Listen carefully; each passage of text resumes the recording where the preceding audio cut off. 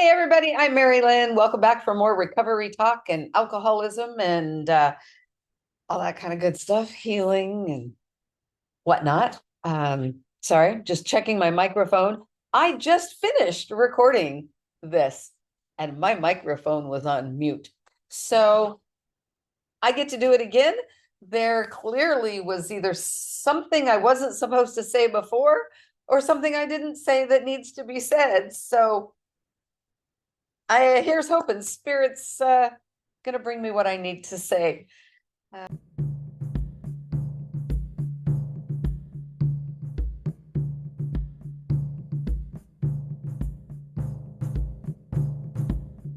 Welcome back for more recovery talk. I had a really interesting situation the other night, and I thought, you know what, I probably better talk about it. So, uh, my husband and we went out and we bought us a couple of new chairs. They came in boxes, they're recliners, and they came in boxes. And they're heavy. Oh my gosh, they're so heavy. I failed miserably. I was not strong enough to be a whole lot of help. And thankfully, 3 different occasions, strangers stepped up and helped us. And especially the one gentleman that helped us loading these into our car, so appreciative of him. But anyway, so we get him home and we get the first box in the house. Nope, it was the second box. It was the second box because we were basically done moving. And the thought went through my mind, that was so stressful. I need a drink. And it was powerful. And it wasn't, I want to drink. It was, I need a drink. I could feel the bottle in my hand. I could feel the brandy glass. I could smell it. I could taste it. I wanted that moment to just forget about how useless I felt and how unsupportive I felt. Ego had run amok big time, taken over. I didn't, excuse me, I didn't say anything. We had a lot of work to do yet. We wanted to get him set up. So I just, I pushed it aside. And when we were all finished, we're just sitting relaxing for the rest of the evening. And I had told my husband, and I think it scared him by his reply. I think it scared him, and we didn't talk anymore about it. I spoke it and he acknowledged it, and that was about all of I needed in that moment. But it was kind of a scary moment for me because even though, I've done so much healing over the years and I am solid in my sobriety, drinking again is not an option. Even if there had been alcohol in the house, I wouldn't have drank it the other night. But if there were alcohol in our house, would I have gone to it? That I don't know. I can actually run the scenario in my head of having that thought and just instinctively turning around and going to get it. What I'd like to think would happen is I would either have stopped and in that moment said something to my husband, or gotten it and taken it to him and handed it to him and say, please get rid of this. I can't have it in the house. And that makes me want to cry. Every time the smallest threat of drinking again is presented to me, it hits me emotionally because my life is so much better. I'm so much better. My life is so much better. I am able to help other people get better. And it still blows my mind that, so what, a box was too heavy for you, makes me think I need a drink. So that right there, that thought process that happens in the brain has to be, this is just my own conjecture, but that has to be part of why they call it a disease. Because there's something in the brain that clicks like in the wrong hole, or it does something that once you want, it makes you want to do something that is so detrimental to yourself and to other people. So I don't know.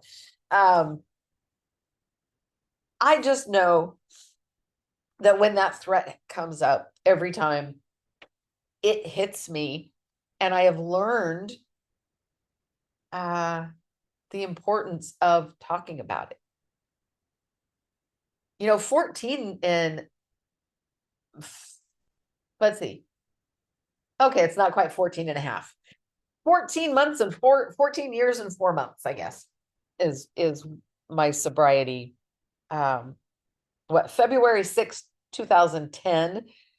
And it's the end of July of 2024. So, but even after all that long, and the strength that I have in my sobriety and myself in spirit, and there it is, I can still get triggered into that thought process.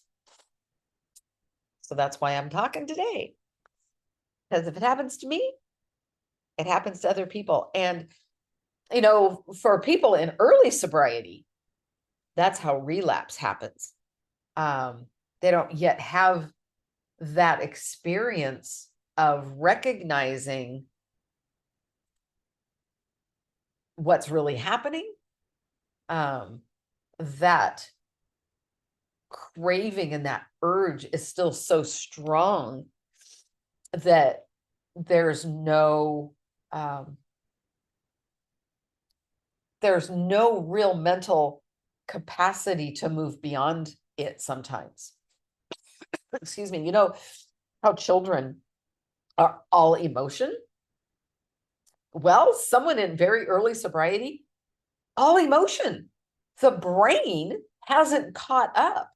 And, that is a fact with addiction. Our thought processes, our intellect really gets stunted. And while we age and our body continues to grow and we can still learn, emotionally, we get stunted and we don't mature in the same way that like non-alcoholics will mature. So when we get sober, we're like all emotion, and the brain can't function to match all of that emotion, and it's turmoil. And sometimes the easiest thing to do is to just drink, and it numbs it, and then it doesn't matter until the shame hits. Shame sucks. Shame is exactly why I had that thought process of I need a drink. And shame was triggered in me hugely around my my capabilities and my strength, maybe my incapabilities and my strength. And as I've gotten older, my strength has diminished, and I'm starting to work on that, to build up and to get stronger. And that's a lot of that has to do with the fact that I've started playing disc golf, and I love it, and I'm addicted, and oh my gosh, I just want to play. And I play, and I'm so exhausted, I can't play. And then I play like crap. and then I beat myself up, and then I feel horrible about myself, and it's just a vicious circle. But I'm having fun, and I'm doing it, and I am physically benefiting from it. So let's get back to the trigger. So the triggering has started in the past week or so of playing disc golf. The fatigue that I was getting, it was brutal, but I was pushing myself, playing courses that are beyond my ability, to help me learn and to grow, playing tired in the hopes of overcoming the fatigue and getting stronger. Now, today, I can tell you that that is happening, and it's a slow process, but it is happening. But I wasn't feeling it. And so that was starting to build on me. And then there were a few other things that happened in the week that I acknowledged, but I didn't fully work through. I acknowledged them and then just set them aside, kind of stuffed them down. And the effort that I had to put in to attempting to maneuver these heavy boxes, it was too much. And in those other things combined, that's what took me down. That's what took me to that place of, I need a drink, where the stress level was more than I could, okay, not more than I could take, but enough to where it made me go, I need a drink. And I know better than to just acknowledge something when it comes up. I know that it's in my best interest to acknowledge it, to look at it, to work through it. Does it take me into a deeper wounding? Is there actually healing that has to happen? Or is this a situation that I'm trying to create a problem out of? Two incidences. That's exactly what I was doing. There was a situation, had nothing to do with me, but I was making it a problem for me. And I see that now. I didn't see that at the time. But it's important to recognize when we're doing that. Is this a situation? And do I have to do something about it? Do I have to make it something? Or just, no, it's not mine. Someone else has to figure that out. That is their journey, their problem, their thing. And, get on with your day. So out of the 5 things, 2 of them were not problems for me. And I tried to make it that way. But the other 3 things I acknowledged, and I'm going to work on that later. And then it piles up. And some of those things all triggered shame in me. And that was what I was feeling when I wasn't able to help. And I just let it take me down. Grateful that it didn't literally take me down, that I was able to just go, whoa, okay, that's a trigger. And then mention it, tell my husband about it, and then move on from there. The 2 important things, I think, 2 most important things are communication. When we have those thoughts, communication with ourselves, to be able to really ask ourselves, what's the trigger? Why is it triggered? And what do you need? What do you need to help you move through this? Do you need healing? Do you need companionship? Is there something physical that you need? Do you need food? Do you need water? Do you need movement? Sometimes those three basic needs aren't being met, and that will enhance a trigger as well. And then the other thing is, in all of the different things that I had kind of stuffed away in the week, is acknowledgement does not equal healing. Acknowledgement does not equal healing.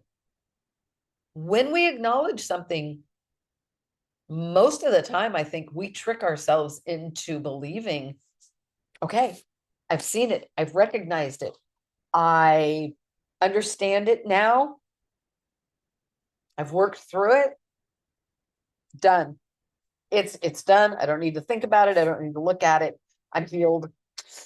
Sorry to tell you, folks, that's not the way it works.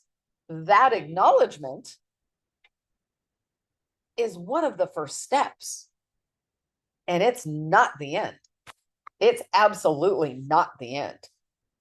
And when we can recognize that and figure out, because each scenario is different, but when we can figure out what is our course of action when we come across something that's triggered us, what's our process to move through it? Is it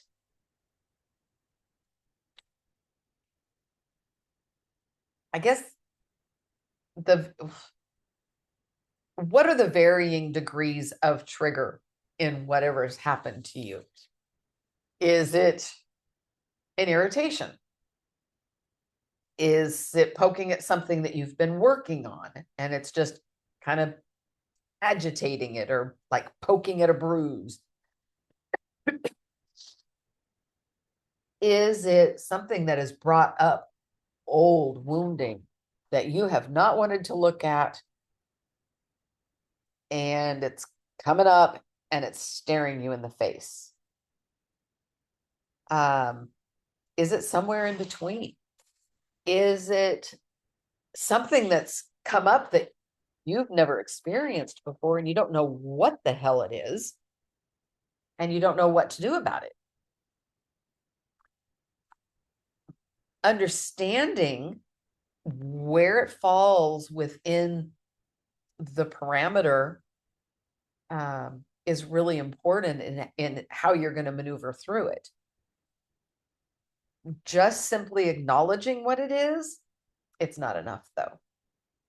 And that, that one that you've never seen before and you don't know what it is, you're probably not even going to be able to acknowledge that. And it's really easy with those to just sweep it under the rug, sit on it, stuff it, and not look at it. But those things that happen that trigger something we're not willing to look at, and you acknowledge what it is and say, okay, I acknowledge that. That's good. That's done. Nope. Then you need to go deeper. Then you need to acknowledge, not even acknowledge, you need to understand all of the intricacies of it generally. We always want to go to the blaming part, the outside party part, and that is part of it. But there's also looking at ourselves. What part did I play in this situation? And for me, the incident, with getting triggered around my inability, my lack of strength, is, what part am I playing? Well, I've done nothing really to keep up my strength. And number two, I know I'm not strong, and I tried and I wasn't able to do it. And I made the choice to take it personal. I made the choice to go into that self-loathing mode, into victim mode. Into victim mode because I could have performed. Right there. Victim mode because I could not perform. That right there is ego in big neon flashing letters. Ego. Ego is almost always why we get in trouble. Ego is so detrimental to those of us with addiction because ego wants us to be fabulous. Ego wants us to be front and center. Ego wants us to be able to do everything that we set our mind to, everything we step into. We step into a ring and we want to be the victor.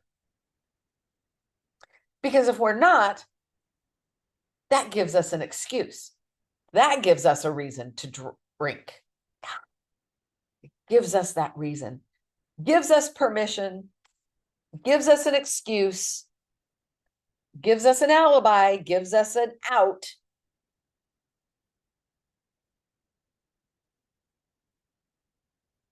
Because being an alcoholic,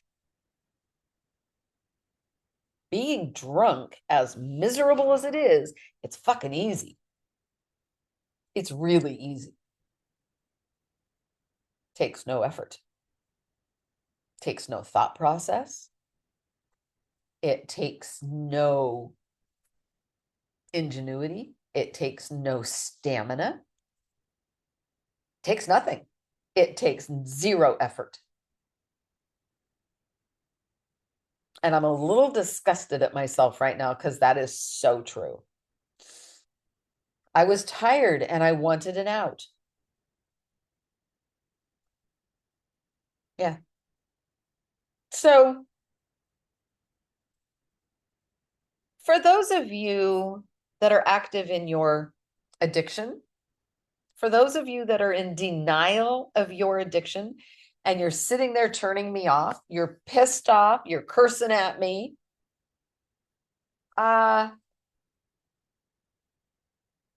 welcome. And you're welcome. Because it sucks and it's hard. And humaning is hard. Giving up our security blanket of misery is hard.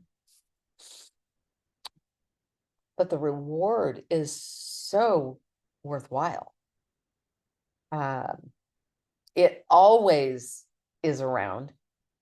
It's always lurking. It's always waiting for a moment of, I don't want to say weakness, but a moment of break in the resilience. Looking for the cracks in the resilience of the addict, of the alcoholic. That's what ego does. And ego is not our friend. I mean, it's our friend when it tells you to look for an oncoming truck because ego wants to keep us safe. But then that other part of ego that says, you are stupid, Fox, you need to go have a drink and you need to get drunk because you're a worthless piece of shit. And that's not true. And yeah, so, if what I said made you mad, take a look. Take a look at yourself. Take a look at your habits. Take a look at your addiction. Because only the people that are addicted, only the people that are having issue got mad at me saying it doesn't take any effort to be drunk. Because it really doesn't. It takes a lot of effort to live It takes a lot of effort to be healthy, healthy and happy. It really does take effort to be happy. I'm sure there's some people in the world that it does not take effort. It does take effort. It takes effort for me. That high vibration, it's fleeting and it's not as easy to grab onto. And that muck is that low vibration, that self-deprecation. It's so easy to get yourself settled into and wrapped up in, and it's miserable and it's awful. And I don't want to live there anymore. I don't want you to live there anymore. I don't want anybody to live in that muck of lack of yucky self. What did I say? Self-deprecation. That's not a good place to be. So in those times when you're asking yourself, do I really need another drink? Do I really need another hit? Do I really need another whatever?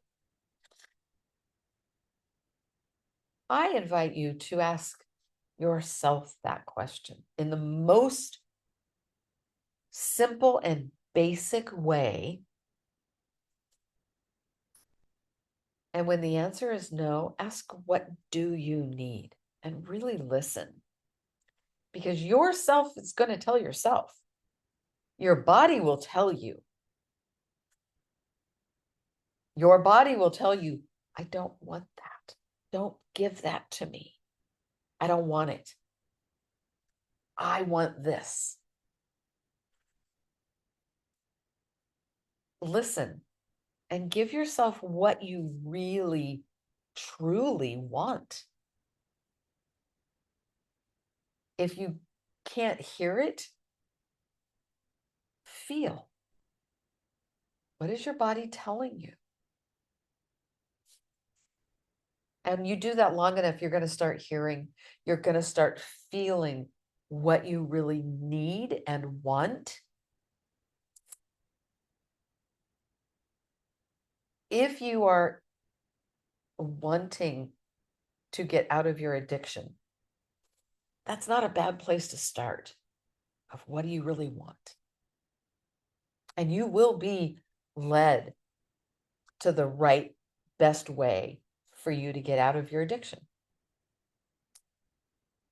If you are early in addiction and you start talking to yourself, you're going to start talking to spirit, because we are more spirit than we are human. And that gut instinct, that intuition, that all comes from spirit. So you start talking to yourself, figuring out what you really want, you're going to be able to build that resistance, move further away from that addiction, and you're going to begin to heal. And it gets further and further away.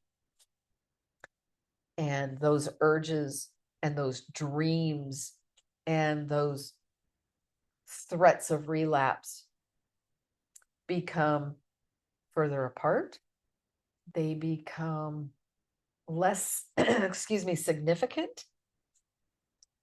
And when they become strong, you have enough experience under your belt to go, oh, damn. I guess it's still hanging out there, but I got this. I got this. You know, life is not a solo journey. Neither is recovery. Addiction can be a very solo journey. It can be very lonely. Being so lonely within a group of people that it hurts.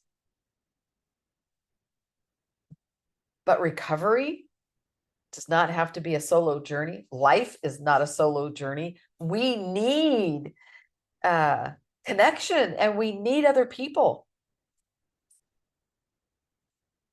If you need someone, you need support, there are everywhere. There are local meetings,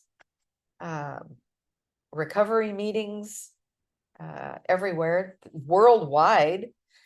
There are support systems everywhere. You can look online.